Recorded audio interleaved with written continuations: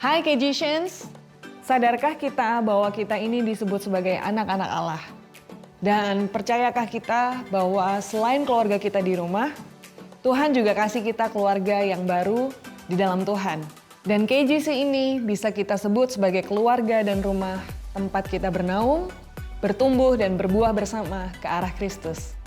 Efesus 2 ayat 13-19 menyatakan, tetapi sekarang di dalam Kristus Yesus, kita yang dahulu jauh sudah menjadi dekat oleh darah Kristus. Dan bukan itu saja, kita bahkan beroleh jalan masuk kepada Bapa, dan dengan demikian kita bukan lagi orang asing dan pendatang, melainkan kawan sewarga dan anggota-anggota keluarga Allah. Wow, ini adalah kebenaran yang luar biasa bagi kita. Secara jasmani, keluarga kita dipersatukan oleh hubungan darah. Tetapi secara rohani, kita dipersatukan oleh darahnya yang tercurah bagi kita.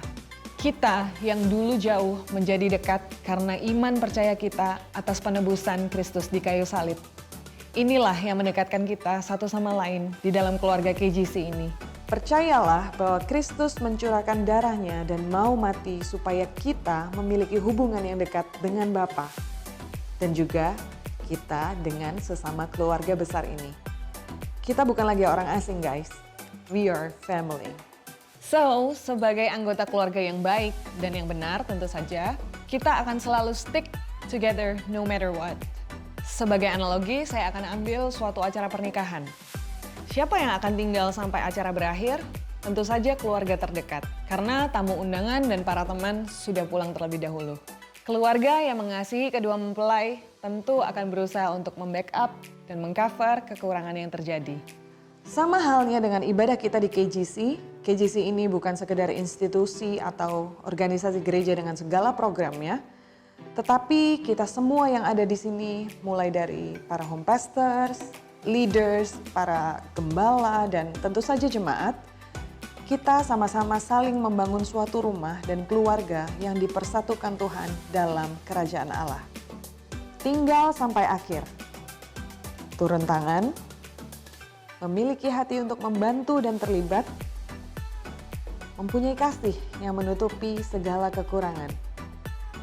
Bukan menjatuhkan, tetapi saling membangun dan melindungi di atas dasar kasih. Selalu berharap untuk menyaksikan kuasa dan mujizat Tuhan terjadi atas keluarga di dalam KJC ini. Make yourself at home. If you don't make your decision, it will never be your home eventually. So trust His best plan through this imperfect family. From our hearts to yours, we love you, KJcians.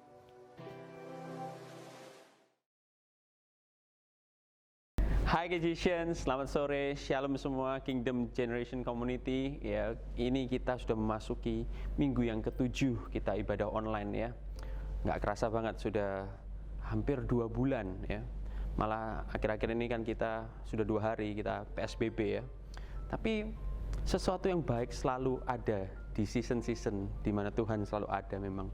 Di mana kalau akhir-akhir ini saya lihat malah di PSBB, di lockdown, malah saya melihat lockdown got talent ya, di mana a new teacher bermunculan, a new entrepreneur bermunculan juga, a new chef ya, dapur-dapur rumah jadi dipakai banget, masakan-masakan baru muncul juga, bahkan macam-macam. Ada juga yang jadi new public speaker, malah buka workshop online. Terus juga ada new baker ya, baker itu pembuat roti. So di musim-musim ini pun ya, kalau kita melihat Tuhan, kita melihat suatu pengharapan yang hidup, selalu itu semua mendatangkan kebaikan ya. Terus ini juga kita jangan lupa juga kalau kita hari ini itu akan dilayani oleh home pastor kita ya, yaitu Maria Lipesik dengan judul Wisdom from Above ya. Sebelum itu tadi kalau kita lihat satu segmen, kita melihat bahwa from our heart to yours, yaitu pastoral message. Kita juga memberikan value ya. Ini sudah minggu ketiga dari serial message-nya yang berjudul juga Make Yourself at Home. Intinya juga di mana putuskan ya, kalau KJC atau local church itu adalah rumah yang Tuhan siapkan untuk kita semua. Memang family yang semua nggak perfect, tapi dari imperfect family itu kita bisa temukan the perfect God. Ya. Nah, setelah itu juga kita akan dilayani quick word oleh music ministry leader kita, yaitu Faith Andrew. Ya. Oke, tapi sebelum kita mulai ini semua, yuk kita excited ya, kita excited untuk menantikan God's word. Ya. Kita akan doa. Ya. Mari kita tutup mata. Bapa, kami ucap syukur Tuhan. Kami percaya bahwa di setiap musim kehidupan Engkau selalu ada. Bahkan Engkau ada dari awal sampai akhir Tuhan, yang Alfa dan Omega Tuhan. Untuk itu Tuhan, di hari-hari ini Tuhan, kami cuma ingin berharap hanya pada satu sumber yang hidup, yaitu Engkau sendiri Tuhan. Kami tahu Tuhan, kadang-kadang di luar sana mungkin kalau kita tidak punya pegangan, kita akan tidak tahu berpegang pada siapa. Tapi kami tahu bahwa kami memiliki pengharapan yang hidup, yaitu di dalam Engkau Tuhan. Untuk itu Tuhan, aku percaya juga Tuhan, bahwa melalui ibadah yang seakan-akan secara teknik terbatas ini Tuhan, melalui layar kaca, tapi kami percaya bahwa Your Word Tuhan, itu has power. Your Word is powerful Tuhan, untuk mengubah setiap hati, pikiran manusia Tuhan. Bahkan Tuhan, Kau hadir di setiap rumah-rumah, Kau hadir di setiap gadget-gadget yang dilihat Tuhan. Kami percaya dan itu semua akan mendatangkan kebaikan bagi setiap orang yang mendengarkan dan melakukan firman-Mu. Bapak, kami ucap syukur untuk ini semua. Kami mau be excited Tuhan. Kami mau selalu menantikan, kami mau selalu haus Tuhan. Be hungry for Your word Tuhan. Thank you Lord. Roh Kudus, bantu kami untuk selalu meresponi apa yang menjadi firman-Mu dan perintah-Mu. Di dalam nama Tuhan Yesus, aku sudah berdoa dan ucap syukur. Amin.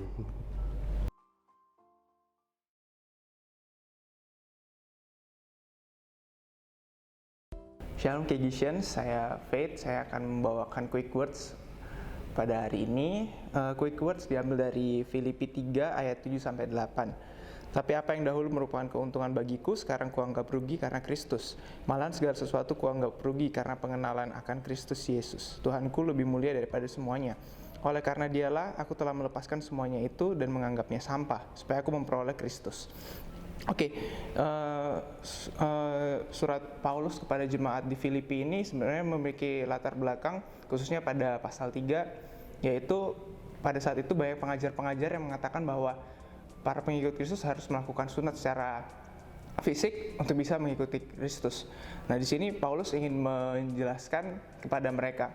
Yang pertama, tentang percaya kepada hal-hal lahiriah. Jika kita berbicara tentang percaya pada hal-hal lahiriah, ini bisa kita lihat juga dalam kehidupan Paulus pada saat dia sebelum bertemu dengan Yesus, yaitu pada saat dia masih bernama Saulus. Dia itu merupakan salah seorang orang Farisi yang melakukan hukum Taurat dengan sangat taat dan bahkan tidak bercacat celah. Dia juga salah satu penganiaya jemaat pada saat itu, yang sangat membenci kepada jemaat yang percaya kepada Kristus, dan juga salah satu orang yang bertanggung jawab atas matinya martir pertama, yaitu Stefanus.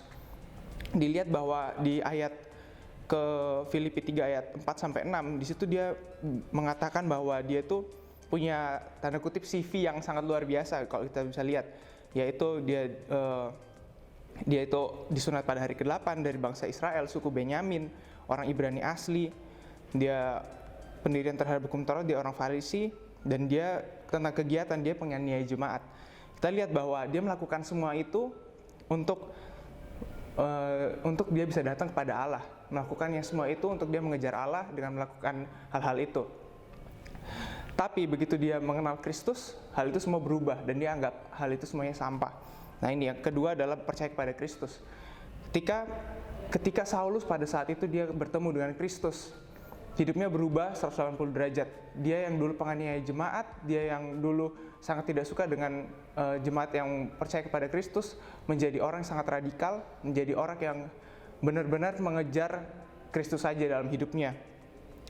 Dahulu dia yang membanggakan CV-nya dia, tanda kutip CV-nya dia, tentang apa yang sudah dia perbuat untuk menaati hukum Taurat, sekarang dia anggap semuanya itu tidak berguna dan dia hanya berfokus pada Kristus saja. Dan kita lihat dalam ayat yang ke-9, tapi dalam terjemahan bahasa Indonesia masa kini, saya bacakan, hubungan yang baik dengan Allah tidak lagi saya usahakan sendiri dengan jalan taat kepada hukum agama. Sekarang saya mempunyai hubungan yang baik dengan Allah karena saya percaya kepada Kristus. Jadi hubungan yang baik itu datang dari Allah dan berdasarkan percaya kepada Yesus Kristus. Hubungan kita dengan Bapa dipulihkan bukan hasil dari perbuatan kita atau dari hal-hal lahiriah yang kita capai. Namun semua itu datangnya dari Allah melalui pengorbanan Yesus Kristus. Oleh karena kepercayaan kita kepada Kristus saja kita dibenarkan. Tidak ada alasan bagi kita untuk membegahkan perbuatan baik kita. Apa yang sudah kita lakukan? Kita lihat dalam Roma 1 ayat 16. Sebab aku mempunyai keyakinan yang kokoh dalam Injil, karena Injil adalah kekuatan Allah yang menyelamatkan setiap orang yang percaya. Pertama-tama orang Yahudi, tetapi juga orang Yunani. Hanya kabar baik Injil saja, yaitu Yesus telah mati bagi dosa-dosa kita dan bangkit, kita semua diselamatkan. Yesus pun menghampiri kehidupan kita, dia pun telah menebus dosa kita di atas kayu salib. Kita sebagai umat yang sudah ditebus harus memiliki satu fokus, yaitu Kristus sendiri dan hidup mengejar Kristus saja. Bagi saya, Kristus segalanya dan fokus utama dalam kehidupan saya. Bagaimana dengan KGCian sekalian? Terima kasih semuanya.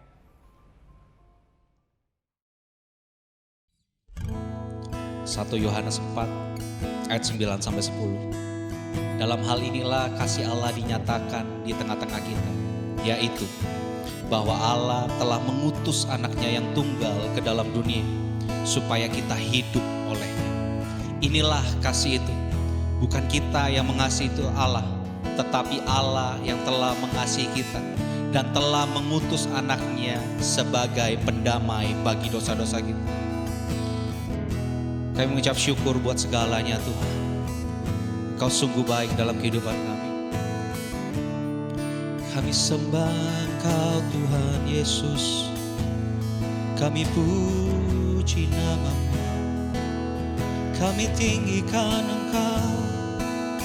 Kami muliakan Engkau. Terima kasih Tuhan.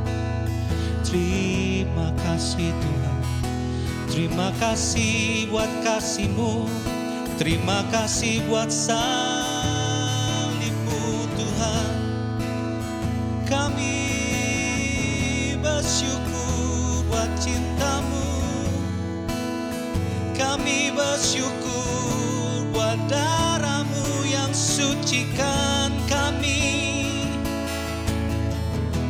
Kau angkat kami jadi anak-Mu.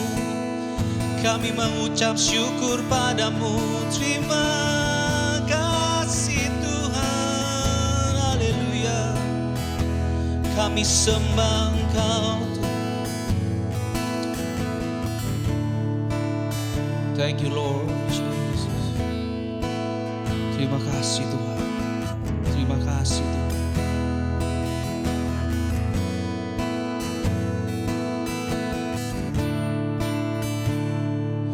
From the darkness, I call your name. Into darkness, your mercy came. You called me up, lifted me up. How great is your love?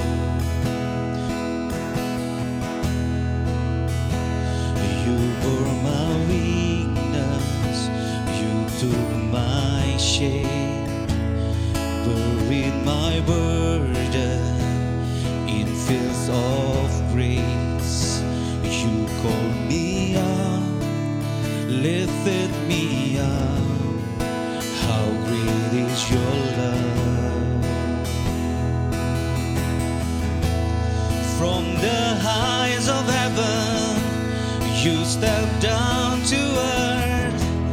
Innocent perfection, you give your life for us. We are amazed and we standing oh, for we have been changed by the power of your cross.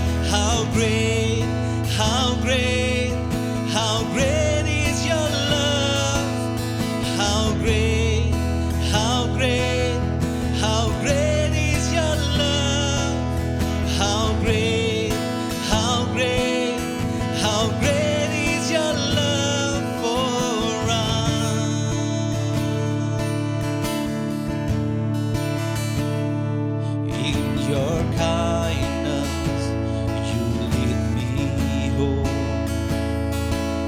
your presence where I belong. You call me out, lifted me up. How great is your love? From the heights of heaven, you step down to earth. Innocent perfection, you give your life for us. We are amazed and we standing on, for we have been changed by the power of your cross. How great, how great, how great is your love. How great, how great, how great is your love. How great, how great, how great is your love for us. How great, how great, how great is your love. How great, how great, how great is your love. How great, how great, how great is your love for us.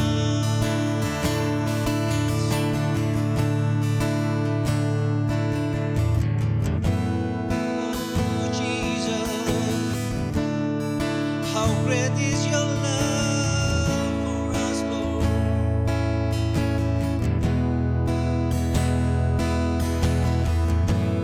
There's never been, there will never be God like you.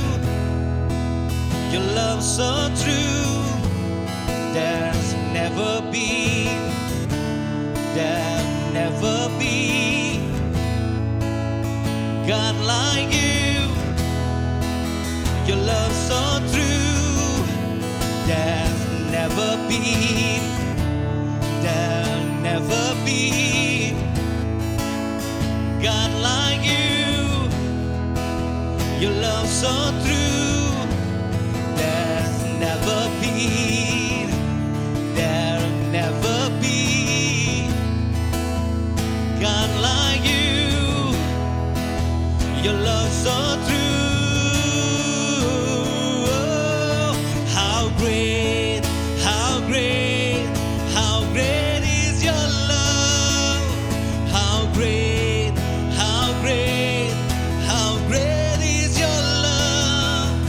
How great, how great, how great is your love for us.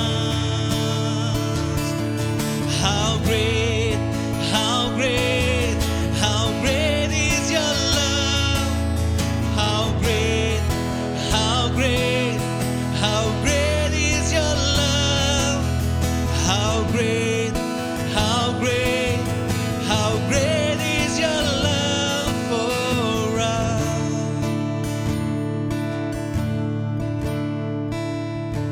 Oh, Jesus. Terima kasih buat karya salib-Mu, Tuhan. Kasih-Mu sungguh indah dalam setiap kehidupan kami.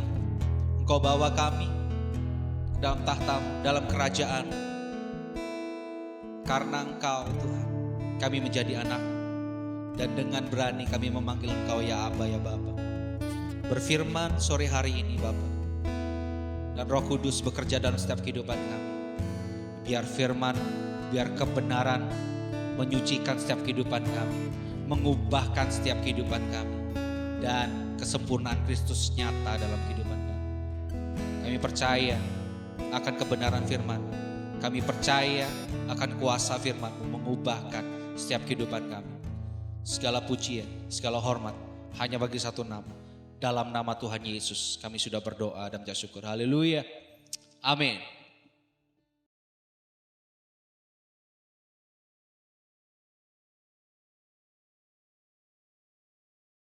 Hai Kejicians, kita sudah mulai masuk di bulan baru ya. Kita sudah di Mei 2020, wow. Kita sudah akan memasuki pertengahan tahun dan kita tidak pernah menyangka ya apa yang 2020, apa yang terjadi di tahun ini. Tapi saya percaya dimanapun kita berada, dimanapun Anda berada, KGsians berada, kita semua beroleh damai sejahtera, kita semua beroleh sukacita, kita tetap tenang di dalam penyertaan Tuhan yang sempurna atas kita, amin. I hope semua bersukacita meskipun kita tetap harus tinggal di rumah, harus merapat di rumah masing-masing. Tapi ayo kita bersukacita, kita dukung pemerintah saat ini yang sedang menggalakkan PSBB. Kita sudah ada di hari ke-6 ya. Sudah ngapain aja nih di rumah? Kata orang sih kalau kalian nggak ngapa-ngapain di rumah, bahkan tidak menambah skill baru, kalian terlalu banyak alasan. Saya lumayan, dalgona coffee saya lumayan saudara ya. Jadi I hope kita semua tetap bersukacita meskipun kita terbatas ya, serba terbatas. Cuman kita tidak punya alasan apapun untuk kita tidak belajar firman Tuhan hari ini, oke? So langsung aja kita akan baca di Yakobus 3. Jadi dalam 1 bulan ini saudara kita masih dalam seri pengajaran dalam kitab Yakobus dan hari ini kita akan baca Yakobus 3 ayat 13 sampai 18. Saya akan bacakan, hikmat yang dari atas. Siapakah di antara kamu yang bijak dan berbudi? Baiklah ia dengan cara hidup yang baik menyatakan perbuatannya oleh hikmat yang lahir dari kelemah lembutan. Jika kamu menaruh perasaan iri hati dan kamu mementingkan diri sendiri, janganlah kamu memegahkan diri dan janganlah berdusta melawan kebenaran. Itu bukanlah hikmat yang datang dari atas, tetapi dari dunia, dari nafsu manusia, dari setan-setan. Sebab di mana ada iri hati dan mementingkan diri sendiri, di situ ada kekacauan dan segala macam perbuatan jahat. Tetapi hikmat yang dari atas adalah pertama-tama murni, selanjutnya pendamai, peramah, penurut, penuh belas kasihan dan buah-buah yang baik, tidak memihak dan tidak munafik. Ayat terakhir, dan buah yang terdiri dari kebenaran ditaburkan dalam damai untuk mereka yang mengadakan damai. Amin. Jadi ini ayat yang akan kita pelajari hari ini saudara. Cukup menarik karena di zaman Yakobus dulu itu kurang lebih kita sedang mengalaminya sekarang, meskipun mungkin dalam derajat yang agak berbeda ya. Karena mereka di zaman Yakobus adalah jemaat mula-mula orang-orang Yahudi yang percaya Kristus. Namun hidup mereka mengalami kesengsaraan, bahkan mengalami kemiskinan karena sedang dipersekusi oleh bangsa Romawi. Mereka dibatasi, sama seperti kita sedang PSBB ya, kita dibatasi segala sesuatunya. Mereka pun mengalami hal yang sama. Dan Yakobus di pasal pertama saat dia memperkenalkan dirinya, tanpa basa-basi dia membuka pasal pertama dengan apa saudara? Untuk kita menganggap sebagai suatu kebahagiaan apabila jatuh ke dalam berbagai macam pencobaan. Lalu dilanjutkan bahwa berbagai macam kesukaran ini akan mendatangkan ketekunan bagi kita. Tetapi kita bisa meminta hikmat kepada Allah yang memberikan kepada semua orang dengan murah hati. Well, pada dasarnya Yakobus mengajar kita ketika dalam kesukaran kita perlu hikmat saudara ya untuk menghadapi kesukaran hidup yang sedang kita alami. Pada dasarnya hikmat bukanlah akal. Tuhan memang kasih kita kemampuan untuk kita punya akal budi untuk solve our problem. Terus kita juga punya insting untuk bertahan hidup, kita bisa beradaptasi. Tapi hikmat bukanlah itu semua saudara ya. Dan hikmat lebih kepada bagaimana kita mengantisipasi hal-hal dan keadaan yang mungkin kita tidak siap.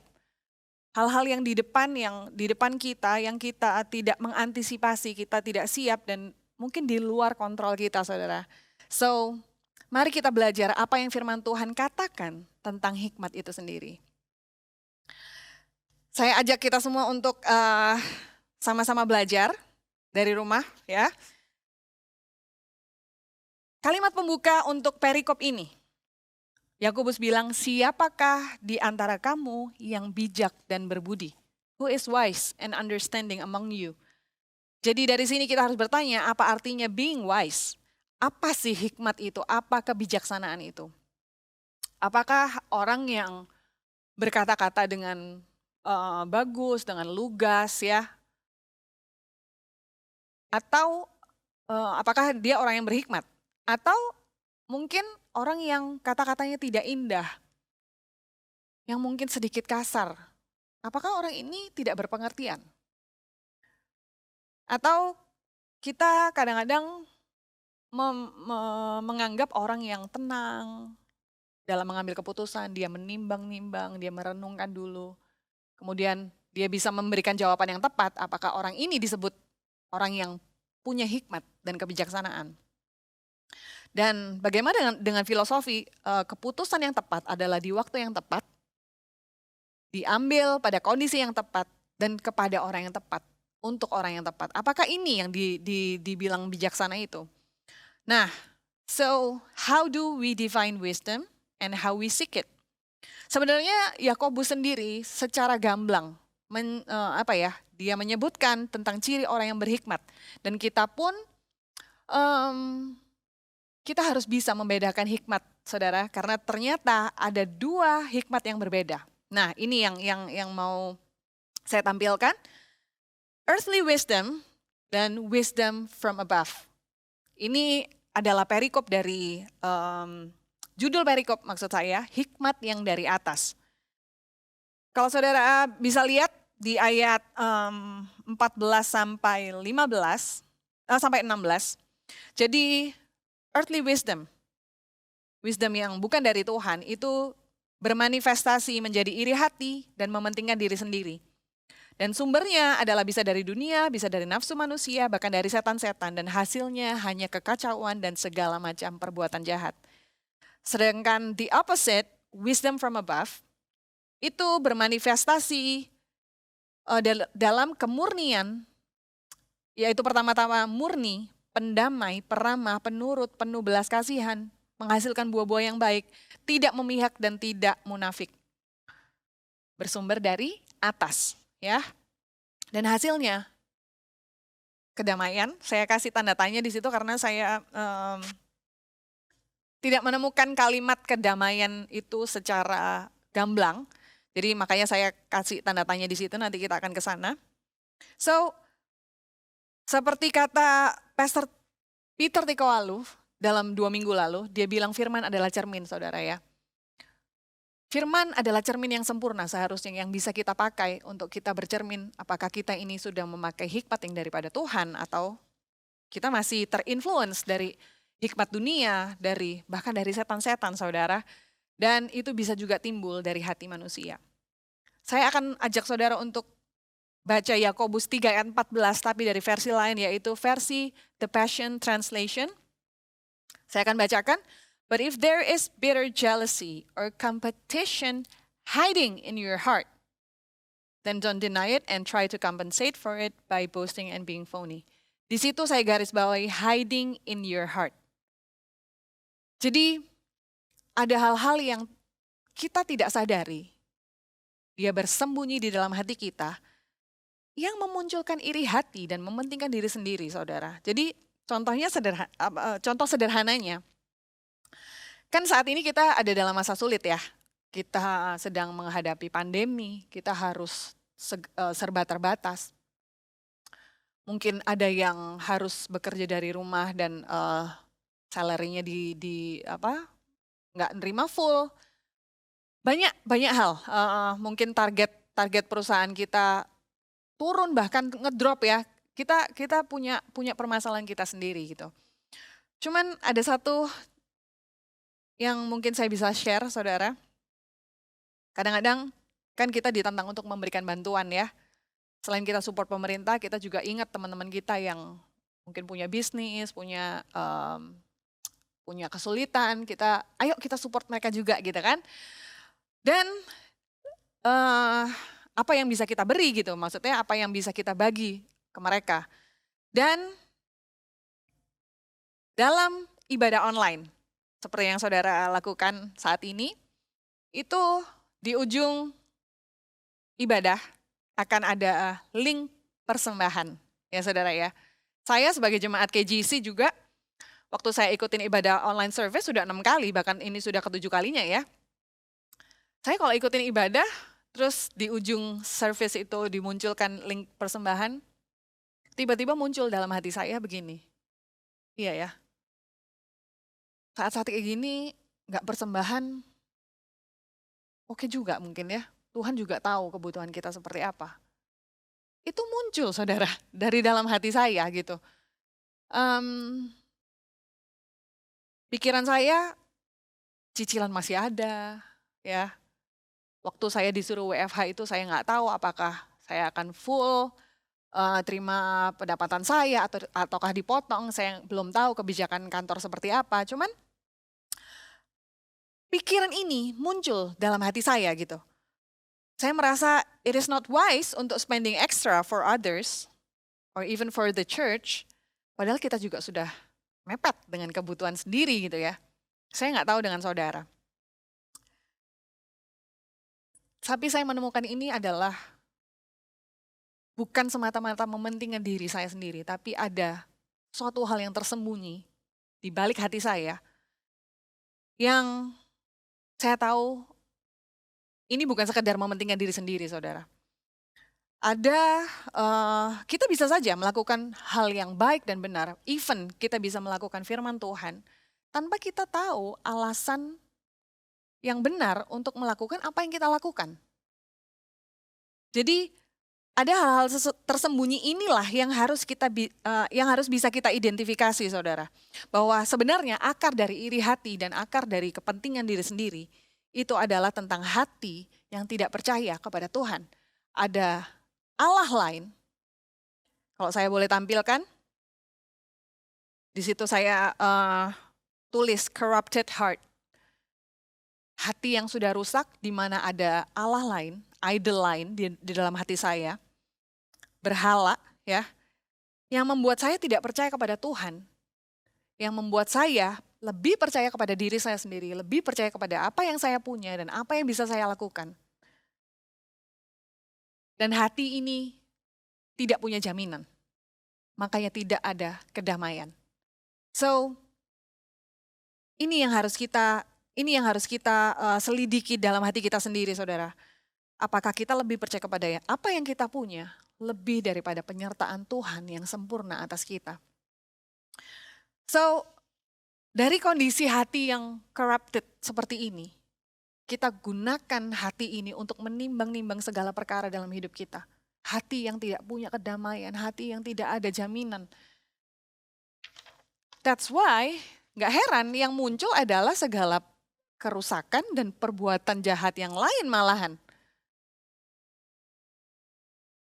Di sini saya mau bagikan firman. Kita tidak sedang memodifikasi perilaku yang terjadi di luar, apa yang bisa terlihat orang, saudara. Tetapi firman yang saya bagikan ini, firman ini boleh mentransformasi hati kita, saudara. Sehingga muara yang harus kita bereskan di dalam ini, itu perilaku yang keluar. Itu hanyalah hasil dari apa yang terjadi di dalam sebenarnya. So, pertanyaannya, gimana kita bisa pakai hikmat dari Allah kalau gitu? Nah, kita agak mundur sedikit, saudara ya. Tadi saya sudah kasih komparasi earthly wisdom and wisdom from above. Saya agak bertanya, kenapa yang satunya disebut earthly wisdom, tapi satunya kenapa nggak heavenly wisdom ya? Kenapa nggak sesimpel ya udah hikmat dari dunia dan hikmat dari Tuhan misalnya, atau hikmat dunia dan hikmat yang dari surga? Ini yang akan kita pelajari, saudara.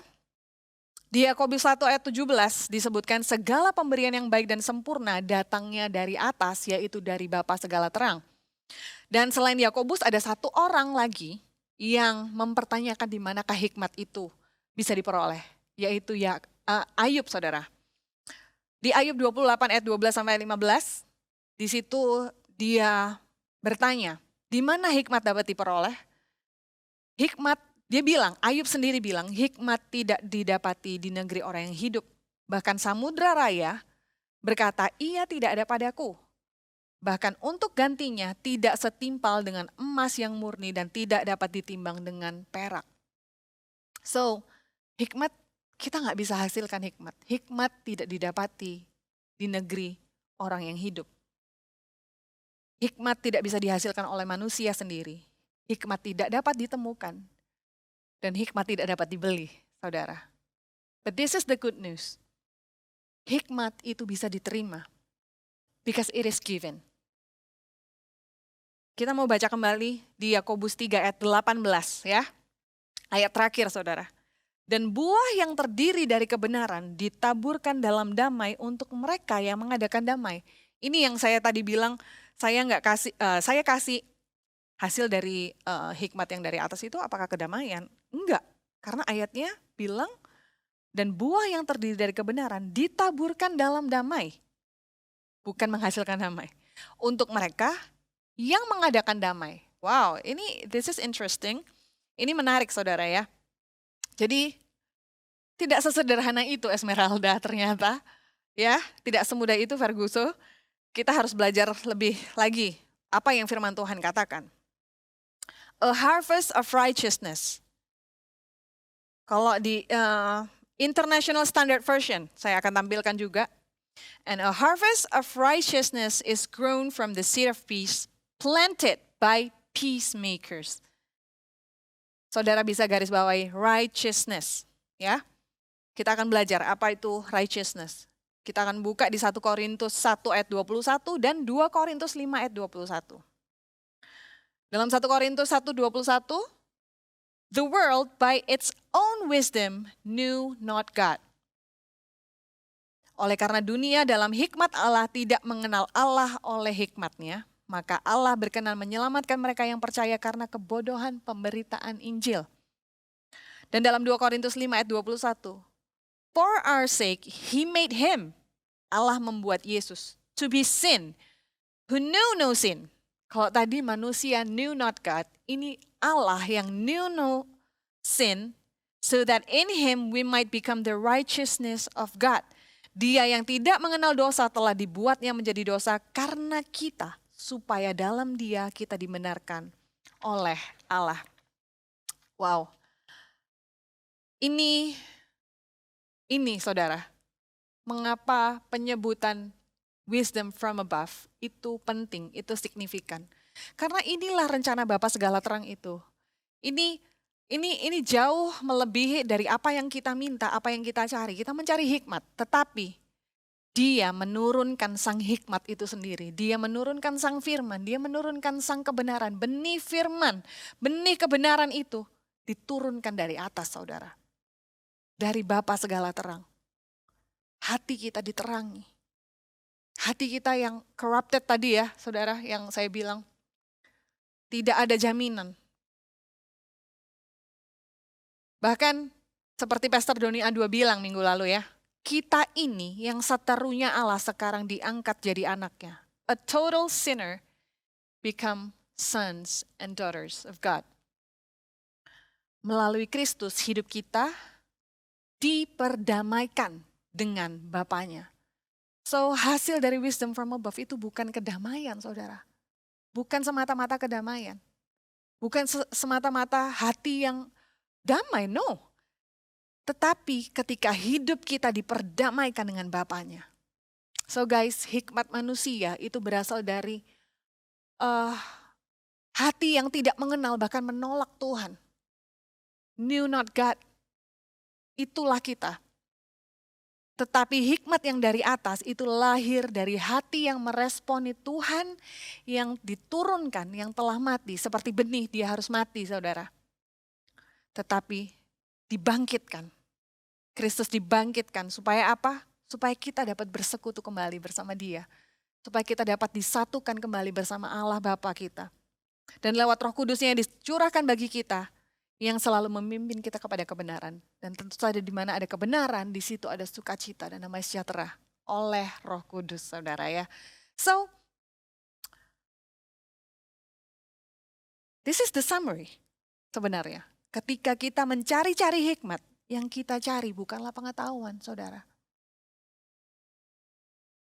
Tetapi yaitu seorang pribadi, yaitu sang juru damai, karena hanya dari hati yang telah diperdamaikan dengan Allah lah hikmat yang sejati itu lahir. So wisdom sama sekali nggak ada hubungannya ya dengan menambahkan ilmu baru. Itu bukan menambahkan pengetahuan yang lebih canggih mungkin, informasi yang lebih akurat, strategi-strategi yang jitu gimana kita harus ngadepin pandemi COVID ini, saudara, bukan. Apalagi kalau buka di Instagram ya, orang berhikmat itu bukan orang yang pertama-tama tahu segalanya. Jadi kadang saya suka bingung, first like kakak gitu ya, suka nemuin gitu nggak di komen-komen di IG ya, first like kakak dapat apa nih gitu. Saya agak bingung, saya kurang dapat pemahamannya kenapa first like itu sebegitu pentingnya gitu dan sampai harus dapat reward segala. Ya jadi mungkin bisa mencerahkan saya, para netizen, mungkin bisa DM saya, kenapa first like itu begitu penting gitu ya. Well anyway, ya. Sekali lagi, hikmat itu bukan tentang background sekolah dan pendidikan saudara. Bukan tentang status Anda, bukan tentang posisi Anda, bukan tentang bahkan even pengalaman Anda. Tetapi hikmat itu adalah menerima pribadinya dan membiarkan rohnya yang hidup menghasilkan buah-buah di dalam kita. So, Jesus Christ is our wisdom from above. Dialah sang juru damai yang kita cari, yang hati kita perlukan. Yang hati kita, kedamaian yang sebenarnya kita cari itu adalah di dalam Kristus, saudara. Oke, so what's next? Kita yang sudah ada di dalam Kristus. Saya percaya ketika kita telah diperdamaikan dengan Bapa, saudara, kita diangkat jadi anak-anaknya. Kita akan punya kerinduan yang sama untuk orang lain mengalami hal ini. Benar nggak? Bahwa ada kedamaian yang sejati, saudara. Kita memperoleh hidup yang telah diperdamaikan dengan Bapa. Wow. Ini bukan tentang ketenangan dan kedamaian yang temporary, tapi ini bersifat kekekalan, saudara. Saya percaya orang-orang yang seperti ini, orang-orang yang telah diperdamaikan dengan Allah, kita rindu memberkati orang lain untuk mereka mengalami hal yang sama, ya.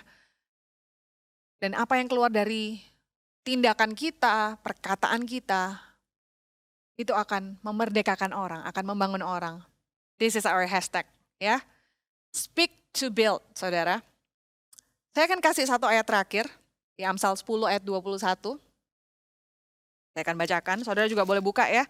Dari handphone, dari Alkitab saudara di rumah. Alkitab yang selama ini tidak pernah dibawa ke gereja mungkin, saatnya saudara membuka. Amsal 10 ayat 21. Bibir orang benar menggembalakan banyak orang, tetapi orang bodoh mati karena kurang akal budi. Saya akan baca sekali lagi.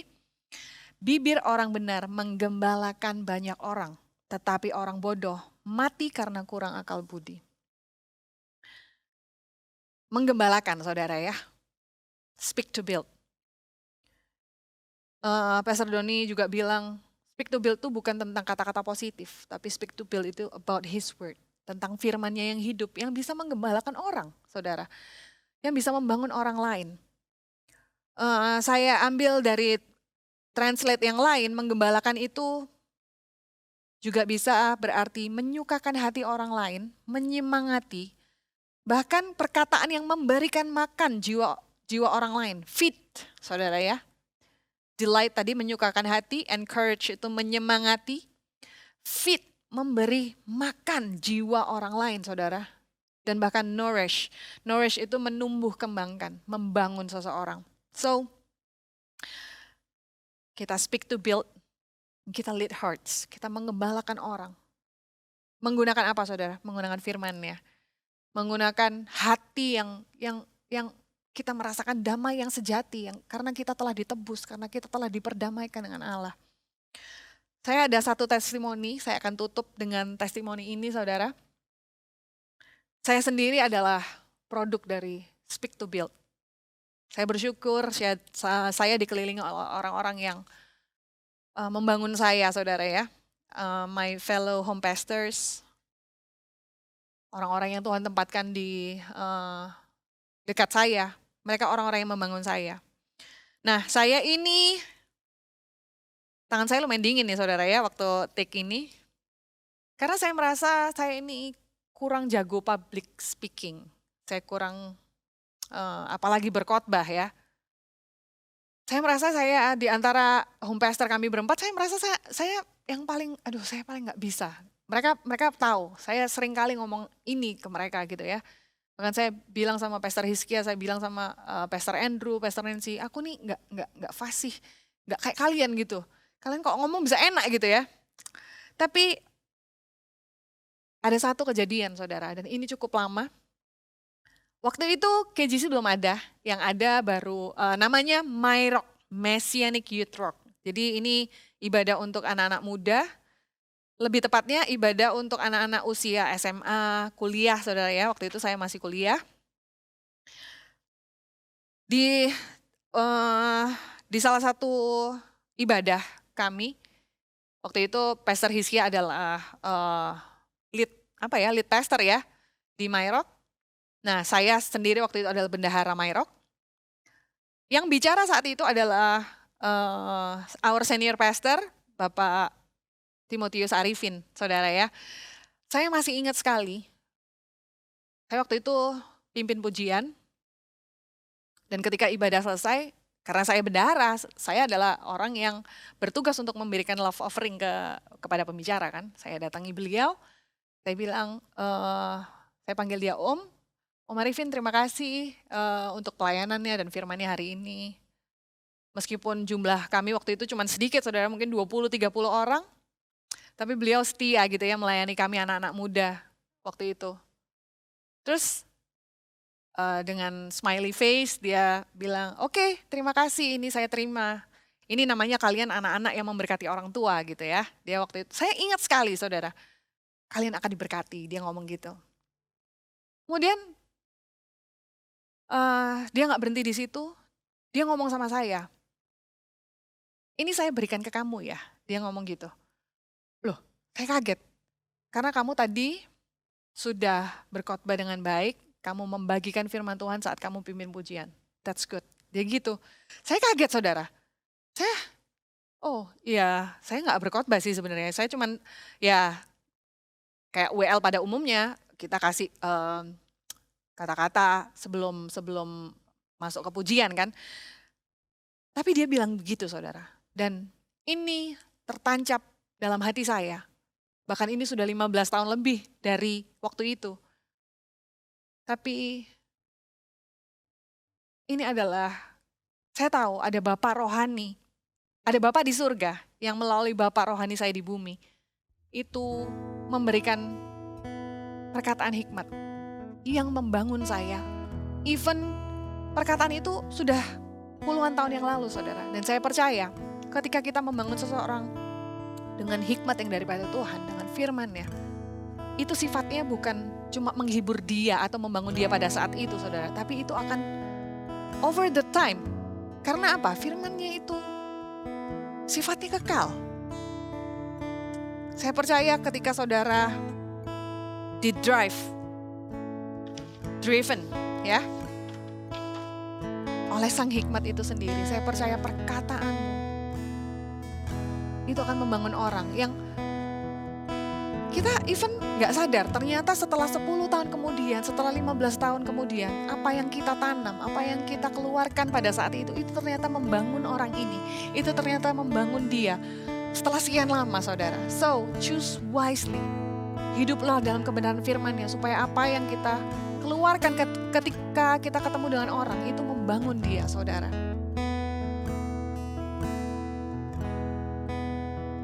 Ini menunjukkan betapa besarnya anugerahnya bagi kita saudara. Ketika yang kita cari hanyalah hikmat, Yang dia berikan itu adalah sang hikmat. Yang dia turunkan kepada kita itu adalah sang hikmat itu sendiri. Mari kita nyanyikan sekali lagi pujian yang tadi kita nyanyikan, saudara. Betapa besar kasih Tuhan atas kita.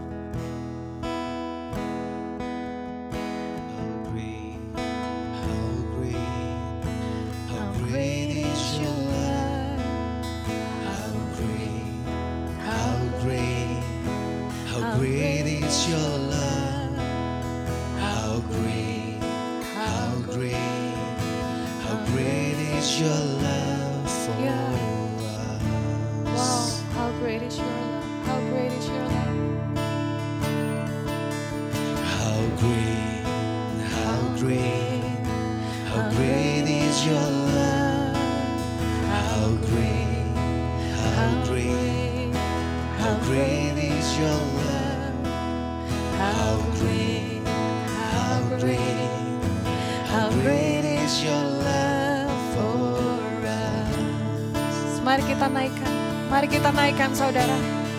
How great is your love. How great, how great, how great is your love. How great, how great, how great is your love. How great, how great, how great is your love for us.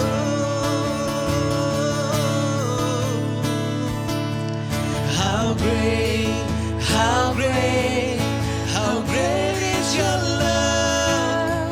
How great, how great, how great is your love. How great, How great is your love. how great, how great is your love for us.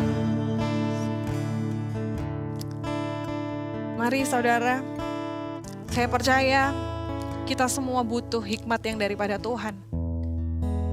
The wisdom from above. Di masa-masa yang sulit ini, bukan kepandaian manusia, bukan akal manusia, bukan kelihayan dan strategi-strategi manusia yang kita butuhkan, tetapi kita perlu Tuhan. Kita perlu hikmat yang dari atas, sang hikmat itu, untuk hadir dalam hati kita. Saya ajak kita semua untuk mengangkat tangan sebagai tanda kita mau berserah kepada Tuhan. Kita tahu kita perlu Dia. Bahwa hati kita yang corrupted ini, ada hal-hal yang tersembunyi, ilah-ilah lain yang tersembunyi, yang kita nggak tahu, yang kita nggak sadar. Perlu kita selidiki dan itu kita perlu Tuhan. Sang juru damai yang memperdamaikan hidup kita dengan Allah, yang memperdamaikan hidup kita dengan Bapanya, sehingga kita disebut anak-anaknya. Sehingga kita tidak lagi hidup dalam ketakutan, kita punya jaminan saudara.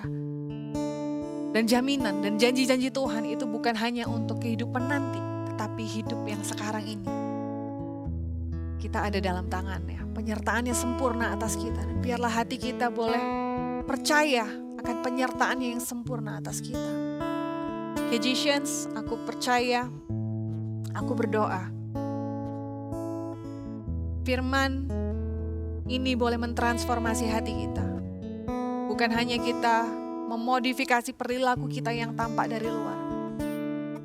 Tetapi hati yang ditransformasi ini boleh menghasilkan buah-buah. Buah-buah kebenaran, karena benih kebenaran itu telah ditaburkan dari atas untuk kita. Thank you Jesus, thank you Abba Father. Kami percaya, kami hidup berkemenangan. Walaupun kadang kami tidak mengerti apa yang terjadi saat ini. Kadang kami gak mengerti 100% kenapa kami harus menghadapi saat-saat yang kurang mengenakan, saat-saat yang menyusahkan bahkan Tuhan. Tapi kami percaya, kami punya hati yang tentram, roh kami tenang, penuh kedamaian karena ada Allah yang tidak berubah. He is not subject to change. Sekarang sampai selamanya. Terima kasih, kami terima firman-Mu. kami boleh hidup penuh kemenangan, penuh kedamaian, bahwa bahkan Tuhan kami adalah peacemakers-nya Tuhan. Kami membawa damai. Sang hikmat itu datang bukan hanya untuk memberikan damai kepada kita, tapi menjadikan kita, memampukan kita menjadi pendamai-pendamainya Allah dimanapun kita berada. So guys, receive it in the name of Jesus. You are the peacemakers of God. Amen. God bless you, KGCians. Thank you for joining us today, KGCians. Kalau tadi kita sudah dengar bahwa wisdom from above itu adalah sesuatu yang tidak terlihat. Kalau kalian tahu, akhir-akhir ini sesuatu yang tidak terlihat itu nggak taunya powerful loh. Suatu virus kecil yang tidak pernah terlihat, COVID-19, itu bisa mengubah tatanan kehidupan, lifestyle, sosial budaya, dan bahkan mengubah cara hidup kita. Ya. Tapi kita harus tahu juga satu hal yang tidak kelihatan, tapi more powerful than COVID-19. That is our God. Ya. Allah kita tidak terlihat, tapi kuasanya lebih besar daripada COVID-19. So, bagi setiap orang yang pertama kali mendengar tentang Jesus today, so please jangan sungkan-sungkan untuk gerakkan jari untuk akses IG kita, yaitu KGC Surabaya, dan subscribe untuk YouTube kita, YouTube channel kita, KGC Surabaya.